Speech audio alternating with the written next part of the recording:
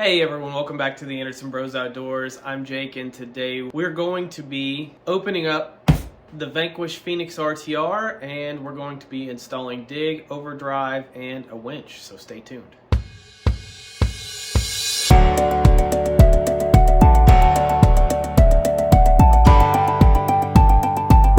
Hey everyone, welcome back. Alright, so let's jump into the video. We're going to be unboxing this beautiful Falken RTR.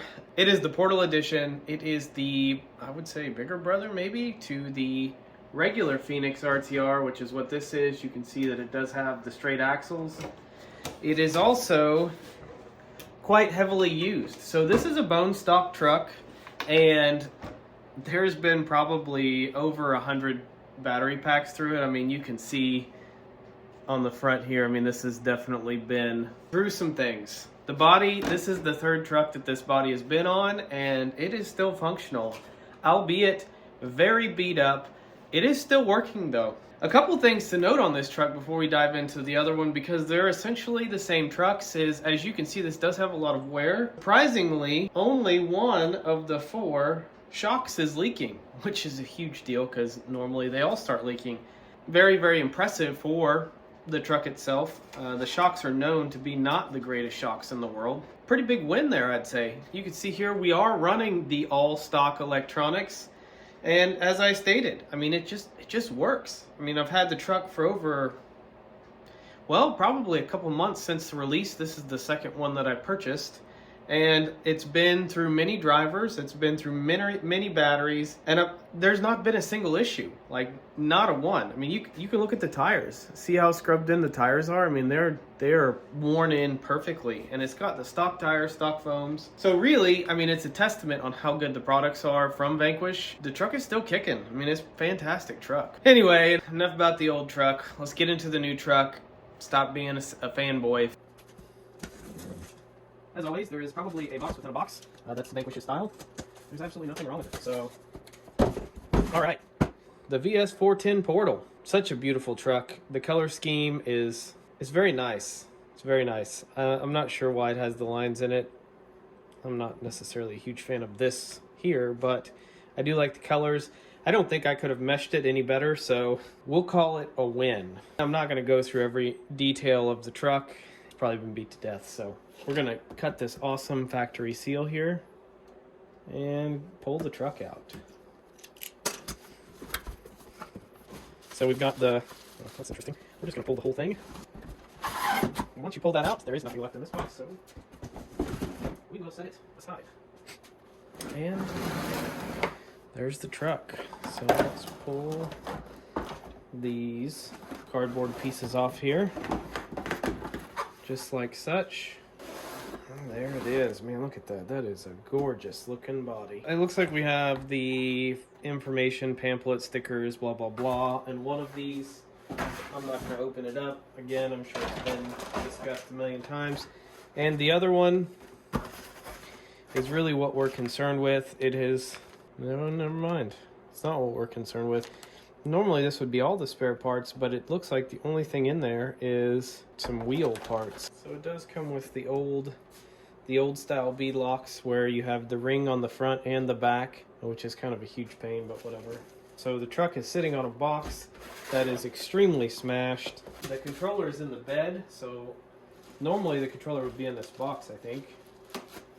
So let's pull the controller, cut the zip tie, and it's just like every other Vanquish controller. It is a VT1 system. Let's pop open this cardboard box. So, sorry. The intent behind the cardboard box is to eliminate the tires from getting flat spots in them, and to help the suspension not be at full droop, if you will. Just can't get over how the color scheme of this body is just fantastic. Whew. This is what we were looking for. So this is going to be the meat of the video today, if my voice would stop cracking. These are the spare parts that we were looking to get. We're going to pop this open. And put those in here. So it looks like we do have the spare case parts removed. The overdrive both. Looks like we have the slipper pulley here set up, which is nice. The slipper, the clutch slipper forward is here. Clutch lever, parts, blah blah blah. But really, what we care about is this bag here, the spare parts bag. It has the wheel nut in it, so these are 8mm nuts, and they're very, very tight, so you have to have this unless you have a special tool. And this is the key. So this is going to be your dig and your overdrive bag. The rest of this stuff we're going to throw back in the box for now. We are not actually going to run this body, a different body on here. I do have a body from the other Phoenix RTR, so we're going to probably hang this up or put this somewhere where it's not going to get utilized, because it is very pretty indeed. Oh wow, what I completely forgot about is that on the RTR, the regular RTR doesn't come with an interior, but this one does. So sorry, I keep bumping the camera. So this actually has the interior in it, as you can see. Fantastic. That is fantastic. Let's go ahead and jump into this. The first thing you're going to need is 2 servos. So some of these cheap servos, links in the description below on these guys. You're also going to need 2 servo horns. That does not come with those. Again, I will link some in the description below. I don't use the Vanquish horns because they're super expensive. They're like 15 bucks per, and you can get 2 of them for like 10 bucks, so it doesn't make any sense to utilize the Vanquish ones in my mind, but if you want to, that is completely fine. The next thing you're going to need is the bag that we just retrieved for all of the parts. So you can see I actually already have some of the parts on here. So this is the overdrive servo. So the short guy here, this short link, he's going to be the overdrive, and this long one is going to be the dig. Go ahead and get into installing each one of them. One of the first things you're going to want to do is find some batteries for your controller and a battery for your truck. So cool thing is that I already have multiple of these trucks, and if you only have one set of batteries, you can just use one handle. So I just pulled this handle from my Stance RTR, and now I can put it on the handle for, if I can get it on here, these things are tough. Now I can put it on the top for the Falken RTR edition, and now you can have multiple trucks, and all you have to do is carry the top and just have one base, which is kind of cool. The battery's been secured, and I keep pumping this camera. I don't know how. There we go. Maybe that'll be a little better. Now you can put the battery in here. Really all you need to do is plug it in and turn it on.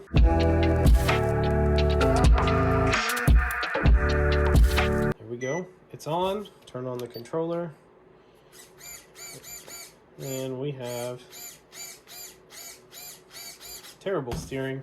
So the first thing we're going to do is we're going to make the steering a lot better. Set these servos to the side. So in order to update the steering, you just hit select.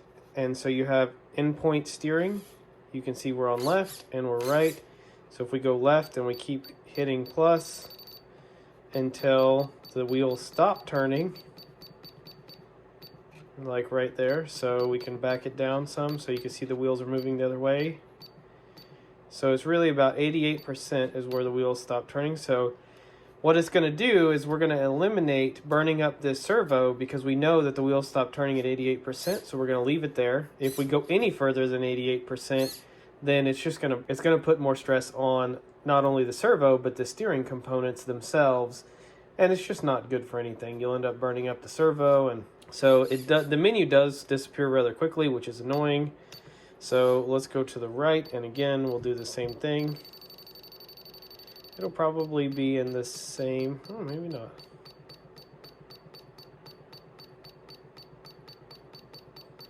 We're still turning. Oh, we stopped. So it looks like really around the 110 range, that's where we're gonna leave it.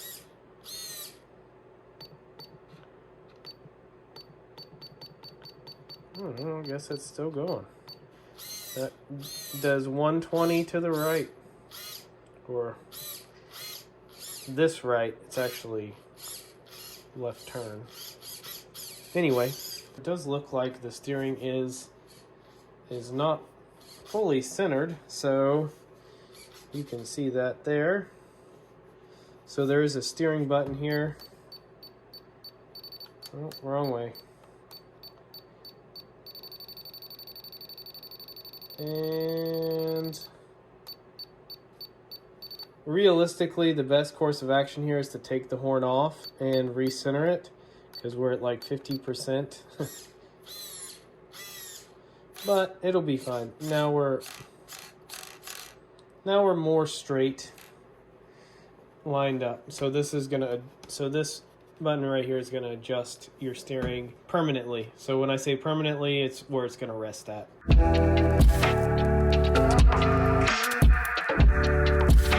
Now that we've done that, we're gonna turn this around. So we need to open our bag of goodies here, and you need to pull out the short, so this short link here with two ends, and put them together like such. And then find a servo horn. It has to be a 24mm servo horn. There's a 20 and a 24 slot. It has to be the 24mm slot. The next thing you're going to want to do is we're going to put this on channel 3. Channel 3 is going to be up here, and channel 4 is going to be right here. So your channel 4 is going to be on, off. We're just going to say it's going to be on, off, on again, the other direction. Channel 3 is going to be on or off. It's just a selector. So we're going to plug this into channel 3 here. Better be careful. It almost pinched my little finger in there. That would not have been a good time. So it's probably a good idea to go ahead and remove the servo horn from the servo. Don't actually put it on there like I did, because you never know where it's going to land. As we push the channel 3 button, it goes one way or the other. It's essentially an on-off switch, for lack of a better term. Now we put it over here like such. It is going to sit on this side. And the other thing that we need to do before we start messing with this is we need to loosen up both of the set screws on the overdrive. So you can see that we're in one, and then there's another one right next to it. It should be loosened, but you'll want to loosen those until they're flush with the mount themselves, and the overdrive bar can move freely. So I think what we'll end up doing for this demonstration is we are going to remove the battery tray for the time being.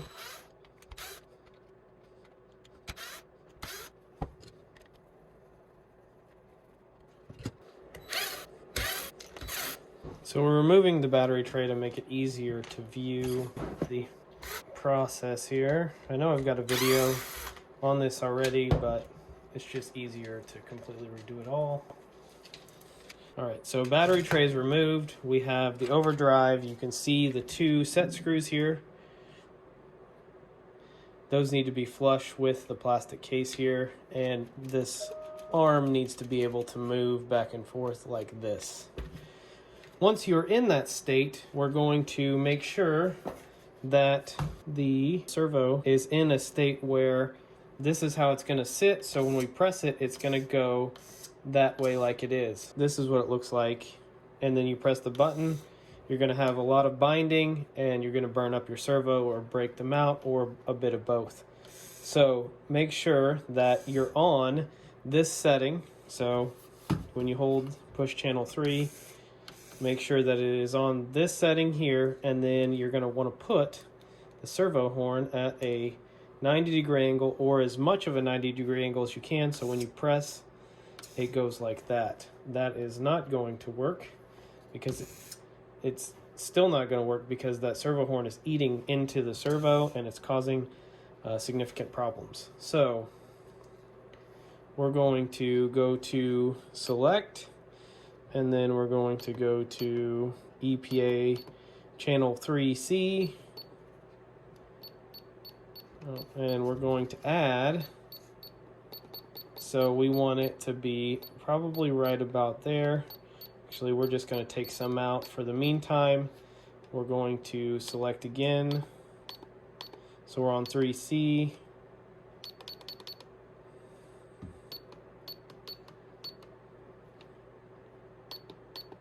And then if we hit channel 3, you can see we're on 3C left. So we're going to pull out until 3C left is going to be right there, and we have just enough space. This is out of overdrive, hitting channel 3 is going to go into overdrive, and you can see there's a little bit of a gap there. So what that looks like is you're very likely going to have to use channel 3 on 0% on the left side and then 100% on the right side, but we'll adjust those as needed once we get it in the car. The next step is to mount the servo horn to the servo and install the servo into the truck itself.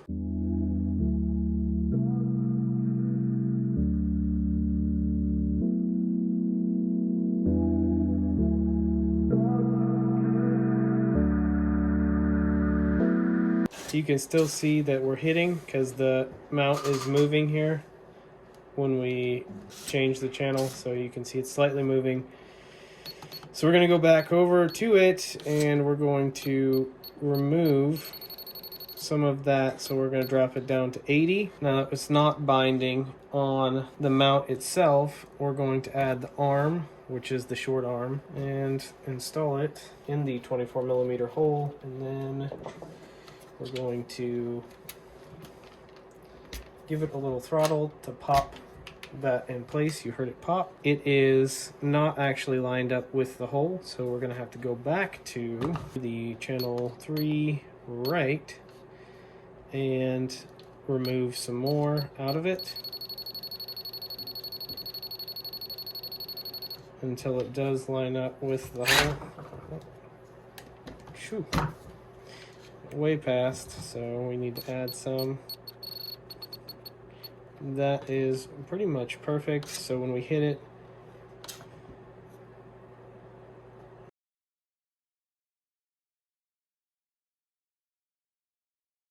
so I accidentally put the servo on backwards. I thought it went this way, but it actually goes this way.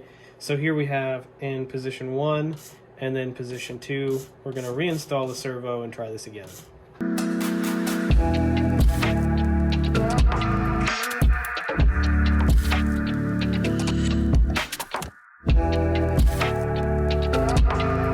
First, we're going to test to make sure.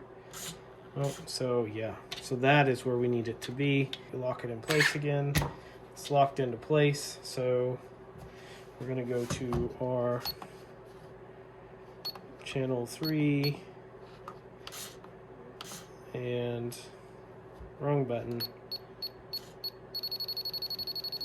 Going to subtract until that is almost even with that, which is very close at 30.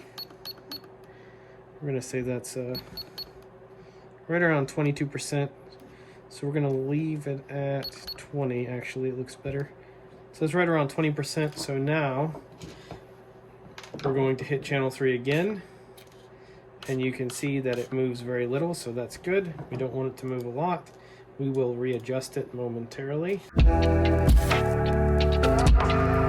All right, so channel 3, it is outside of overdrive.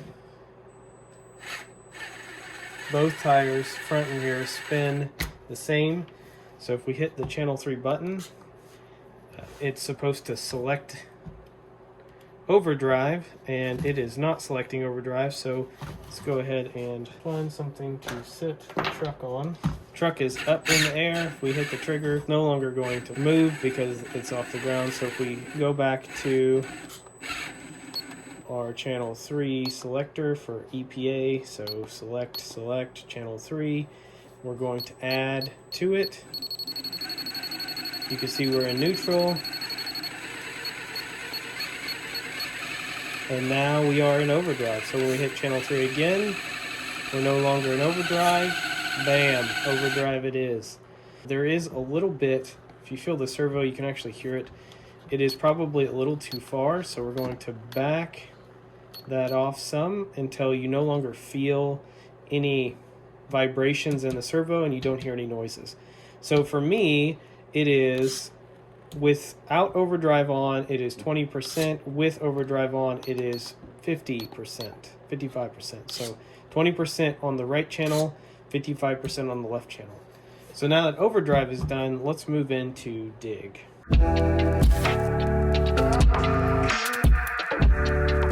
So the next one's going to be channel 4, and that is going to be dig.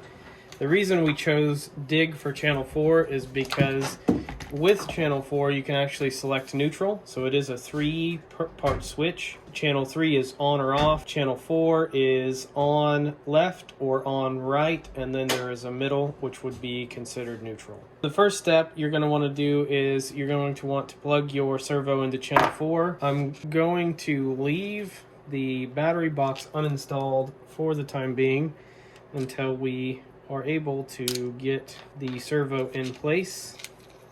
Take these screws out so I don't lose them. What's going to happen for dig is your servo is going to sit inside this mount like this. Bam. So you plug the servo in like such, and then we're going to go back to our small bag of parts. We're going to be using this longer link. We're going to want to put it together. I already had the other link together, so I'm going to skip this part. We have the link together. We have the servo plugged into channel 4. You can see when we use channel 4, it moves a whole lot more to the left. Oh, it's hard to use the controller like that. So this is middle, right, left. So I don't feel like we're going to need to really make major adjustments here. The first thing we're going to do before we make any changes is we're going to unscrew the set screws before we make any modifications and rip or break things. Again, there's 2 of them. Make sure they are flush with the plastic casing or housing. Now that the set screws are unscrewed, we're going to screw the link to the servo horn here. Then we're going to test out how far off we are. The servo is going to sit in there like this,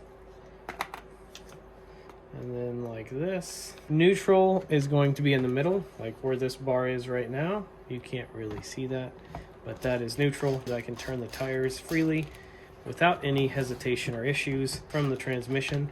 So that's going to be neutral. We're going to want to leave that in the neutral position, which it does look like it is pretty close to. Got a better camera position, I hope. We are going to attempt to make this look better. You have the servo sitting here, the wires are coming out the driver's side, the servo horn is on, and I'm going to put a screw in that so it doesn't fall out because it is very close to falling out. It might actually be easier to put everything through like this and then screw the link to the dig selector. Everything is just going to move sporadically if you don't. We have the stuff in place. It is not where we want it to be in terms of neutral. Let's go ahead and see what it looks like on right.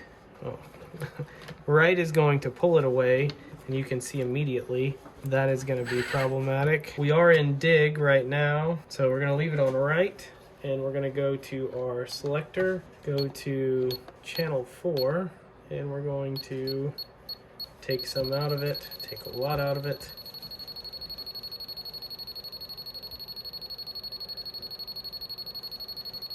Alright, so that is 0%, and that might be enough. Let's check. That does look like it is enough, so if we move it back to center, doesn't do anything. If we move it to left, it's way too much. So we're going to pull some out of it, and everything looks good. So if we move it to 0, 0 is going to be dig. I don't really like that. I want 0 to be neutral. We're going to go back here to our selector, and we're going to leave it on right for channel 3, or 4, I mean. And we're going to increase it to like, we'll just say 50%. Then what we're going to do is go to trim for 4 left, and we're going to trim that out. We've tried to trim it out. We've got some of it out. It actually looks good there. So we've trimmed it 100%. Now if we change it back to 0, now we actually have a free running rear. The middle switch is now neutral for the rear. The front switch is going to be dig, and it's still a little too much, so let's go ahead and remove some of that by going back over to the EPA for channel 4 and just simply pull some of that out. It looks like we're going to be right around the 25% for the right, 0 for the middle, and then right around 60-ish%, I would say probably closer to 50-ish. I don't know. We're going to fine tune this shortly. So the key here is that in the trim for the right channel, 100%. So that's going to be the difference. Let's go ahead and get all of this stuff back together now that we have a rough estimate of where we want things. And then we're going to fine tune it once it's all down. So the key here is you need to do these things while everything is apart to eliminate anything being broken or your servo burning up. Let's get it back together and fine tune or finish the adjustment on this.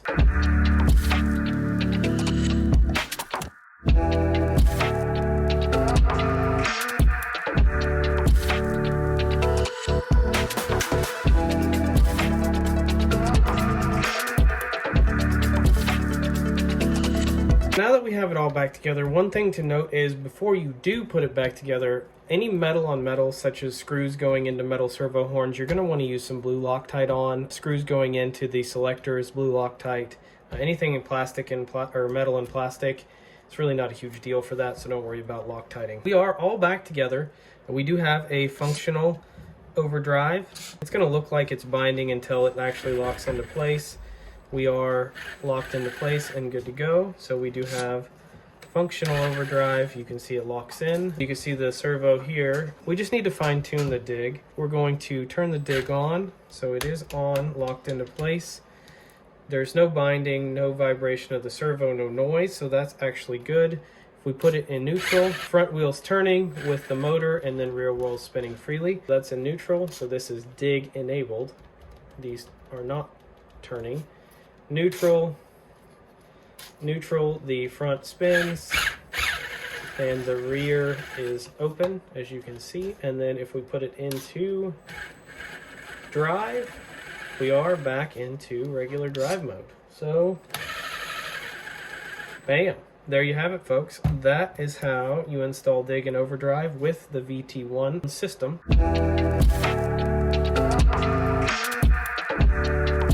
The next thing we're going to do is we're going to remove all that hard work we just did for the dig, and we're going to put in this LP299 reefs winch. So the next step we're going to do is we're going to take this LP299. I cannot stand the reefs winch line. It is actual cable, and I would much prefer fiber or non-steel line because this is a huge pain in the you-know-what to deal with. We're going to plug this into the receiver in channel 4, and we're going to see how this operates. It is plugged in and it is moving, so be careful of that. It is in neutral, so it shouldn't actually be doing anything. The reason that our servo was moving while in neutral is because we had the trim rate set at 100%.